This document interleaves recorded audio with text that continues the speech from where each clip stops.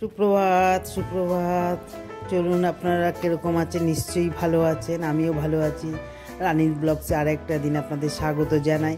আজকে দেখছি ঘর থেকে একটু বৃষ্টি, আজকে দেরিতেই একটু সকালবেলা ছাদে এসছে, আজকে সকালবেলা ছাদে আসিনি।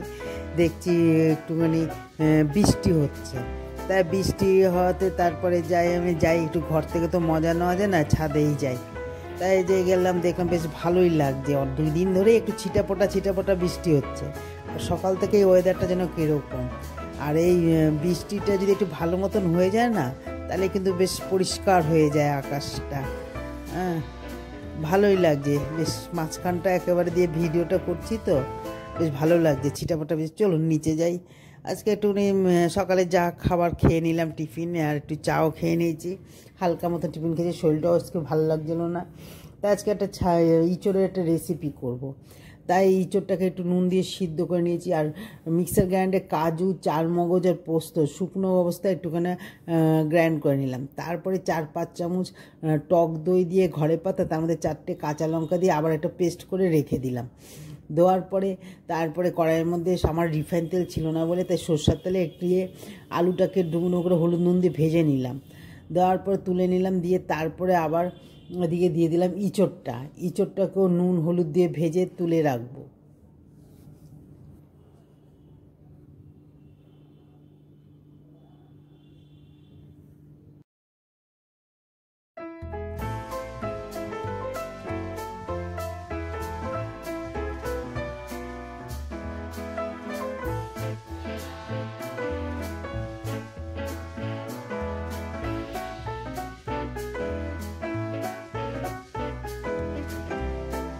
ইঁচড়টাকেও ভেজে তুলে রেখে দিলাম, তার মধ্যে একটু ঘি দিয়ে দিলাম।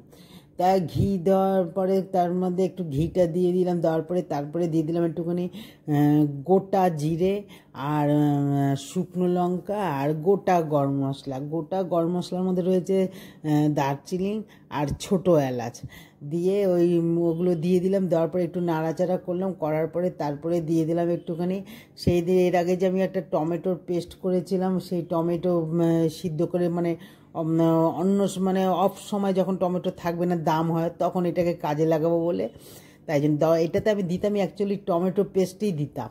কিন্তু টমেটো আবার এইটুকুনের জন্য টমেটো পেস্ট করব, সেই জন্য ভাবলাম যে না, সেদিনকার যে টমেটোর একটা করেছিলাম, সেইটাই তাহলে এটা কাজে লাগে এই সময়। তাই একটুখানি টমেটো নাড়াচাড়া দিলাম, দেওয়ার পরে একটু টমেটো পেস্টটা দিয়ে দিলাম। আর যেহেতু ওটা জাল দেওয়া ছিল, অত জলচা ভাবও নেই, তাই এই জন্য অতটা টাইমও লাগবে না। আর এমনি একটু কাঁচা অবস্থায় টমেটোর একটু পেস্ট দিলে দেখবেন একটা কেমন জল ছেটে টাইমও লাগে। যাই হোক, ওই একটুখানি টমেটো পেস্টটাও দিয়ে দিলাম। টমেটো একটুখানি দেওয়ার পরে তারপরে দিয়ে দিলাম একটুখানি মিষ্টি দিলাম। একটু মিষ্টি দিয়ে দিলে এই সময় টমেটো পেস্টটা বেশ কাজে লাগে। হ্যাঁ, সবসময় কাঁচা টমেটো দিলে একটু দেখবেন টাইমও লাগে, একটু জল ছিটকায়।